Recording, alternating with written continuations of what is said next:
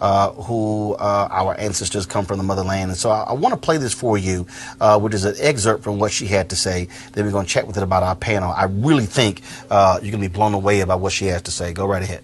We were way ahead of them in our civilization. They set out to destroy us. And Berlin Conference put the nail on that coffin. So they gave Djibouti the same sovereignty as the United States. They gave Burundi the same sovereignty as China. They gave Togo. You see, the EU realizes individual little countries, they can't survive on the world stage. So they come together as the European Union. Now picture this now. So they cut up this Africa into the tiny little countries, small economies that could never survive on their own, but gave them the same sovereignty as the big boys. So that way, when the little bitty countries go to the world stage for the purposes of development and discussing trade, they're wannabe boxers who are being thrown into the heavyweight boxing ring every day. How do you put China in the same boxing ring with Eswatini? Eswatini has 1.2 million people. China has 1.4 billion people. And you put them on the same stage and say, go at it, negotiate. Are you with me? Yes. This is insanity of the highest order. How have we allowed this carnage to go on? When Eswatini is thrown in the same boxing ring with China and Eswatini collapses before Eswatini even gets on the stage, the world says, well, Eswatini, what's wrong with you? Why can't you take care of your people? Well, China came in and said, Eswatini, give me all your gold or else. And if Eswatini does not agree, they just go on next door to Lesotho and give Lesotho an extra $1. And if Lesotho doesn't take it, they just jump on to Togo, Central African Republic. It was all by design. 1884. They did something else in addition to chopping us up. They also set out to make the African believe that everything African was bad and undesirable, and everything Western, particularly French and British, was more desirable. We call that the legacy of colonization. Prior to that, they had started long working on the slaves. Make them think everything about them, forget anything about Africa. Where you come from is a horrible place, diseased and dying people, constantly at war with themselves, uncivilized. Cut out any communications with them. You need to just know what we tell you. And we call that the legacy of slavery. So that's where you look at where we are today. 135 years later, a system that was put in place to see to it that Africa and her children are forever defeated, that Africa is forever exploited, remains in place today, alive and well. And we sit here and we ask ourselves, why isn't Africa moving forward? Why does Africa continue to be taken advantage of?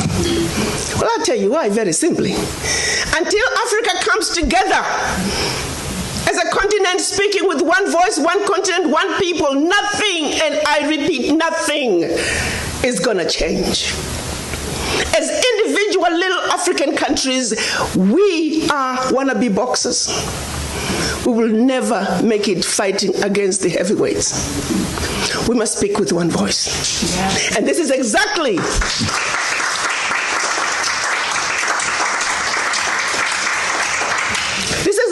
what our Pan-African leaders wanted to see happen in 1963 when they came together in Addis Ababa, Ethiopia. They clearly stated that Africa for the Africans at home and abroad, and that African Union was now. They said Africa must speak with one voice. It is the only way for Africa to take its rightful place on the world stage. Sadly, When they went to Addis Ababa in 1963, they were divided. We had two factions, the Casablanca group and the Monrovia group. The Casablanca group were saying Africa for the Africans at home and abroad, and African Union now. This was Ghana, Guinea, Mali, Egypt, Morocco, Algeria, and Tunisia. Only 7. The other 25 of the 32 who attended were the Monrovia group. They were the nationalists. They said, let's go slow. Let's kind of wait on this Pan-African thing. 55 years later, 56 this year, we're still going slow. As if it wasn't bad enough that we were divided up into the tiny little countries that we are today. The gift that Berlin Conference gave us. One other thing that France did between 1958 and 1961 in the name of giving us our independence as African countries. France forced the Francophone, and I hate that terminology. There is no such thing as Francophone, Anglophone. They made it up. But for the purposes of communication, I will use that. 14 of those countries, they said, in order for you to get your independence from us, you must sign this document. You thought they could have found a better name for the document. The document was called the Pact for the Continuation. I repeat, the Pact for the Continuation of Colonization. We are talking about giving you independence, but sign this pact for the continuation of colonization in a different format. And I'm going to highlight some of those issues that they said you must agree to if you are going to be independent. Hello. Maybe we need to redefine the meaning of independence for the French.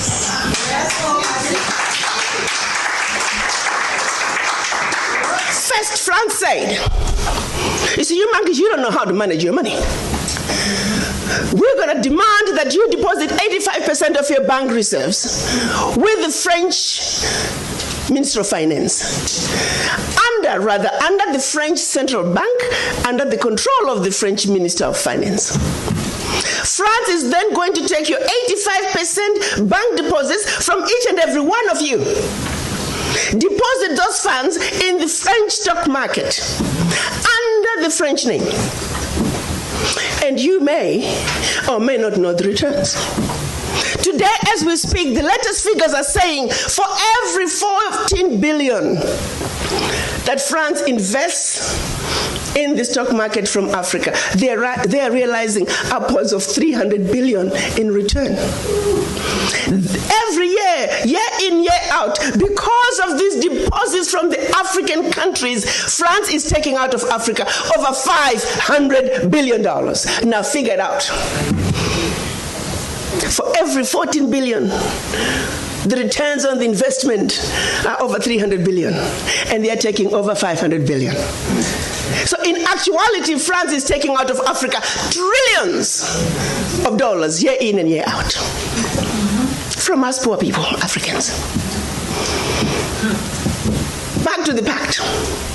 So should you want to access some of your money that you have deposited with France, you have to submit your country's financial returns.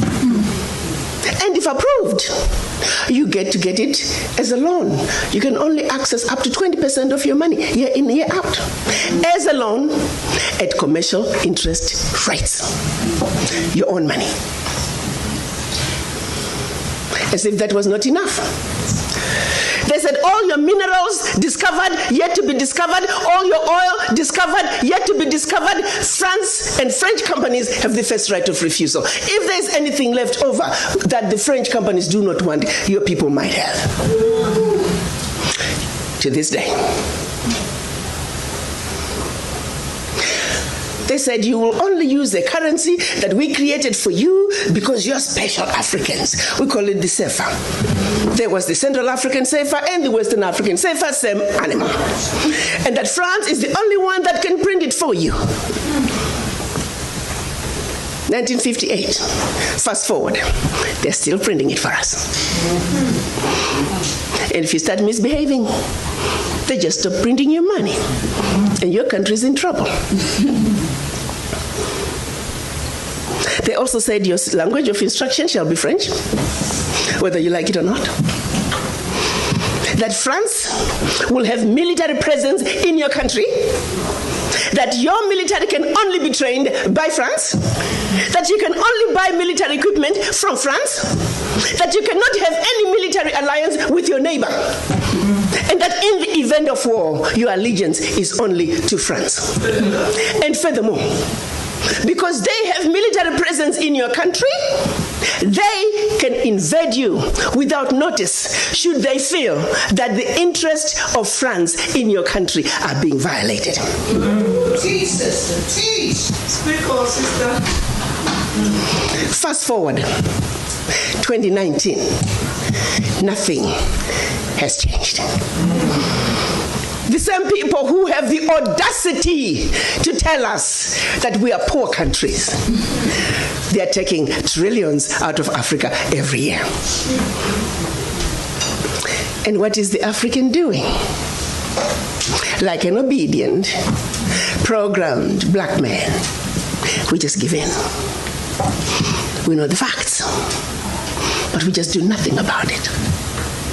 Now, you have to say some of the fears are real, because if France that has sold you inferior equipment to theirs, France that has trained your military to be inferior to their military, they are now in your country. They can invade you. They have the permission to do so. They can destabilize you. And then one might say, why is it that African leaders haven't done anything about this deplorable situation? Well, let me tell you, my brother and sister, they have tried.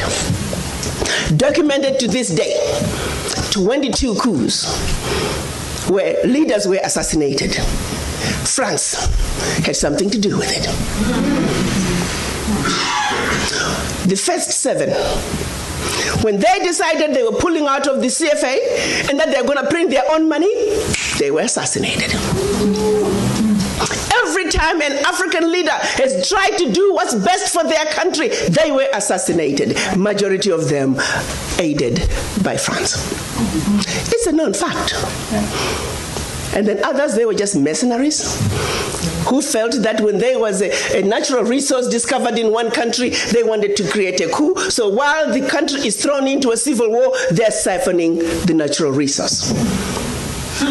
We know of one particular story that had we not known about it, it would have been, oh, there we go again, the Africans. In about 25 years ago, a group of young, rich white kids were having fun in Cape Town. They found out that there was oil in Equatorial Guinea that had just been discovered, and they wanted it. So they set out a plan to have a coup in Equatorial Guinea. So while the Guineans are busy fighting a civil war, they will be siphoning the oil. But they made one mistake. There were 2 planes. One was to leave South Africa, stop in Zimbabwe, pick up more ammunition on their way to hunt in Equatorial Guinea. Another plane was taking off in the Caribbean that had this puppet diaspora who was supposed to be the next president. Mugabe wondered why such young people needed such powerful ammunition to go hunt in Equatorial Guinea. In doing his research further, he found out that this was a coup in the making. He allowed them to land in Zimbabwe. They loaded their plane, and just before takeoff, they were all arrested. The ringleader of that group was none other than the son of the former Prime Minister of the United Kingdom, Margaret Thatcher. She had to fly to Zimbabwe and paid handsomely to get her son out. The last one of those prisoners left Zimbabwe about 6-7 years ago. Had these young people succeeded, it would have been another coup. There you go, the Africans again. Such, my brothers and sisters, is the story of your Africa. They don't do coups anymore. They simply create instability. So when you hear of an instability in an African country, ask yourself, what is really going on? Because what they are telling you is really going on is just a shiny object. The real issue is over here. And you need to stop before you start being used as an instrument of your own self-destruction. She's did it.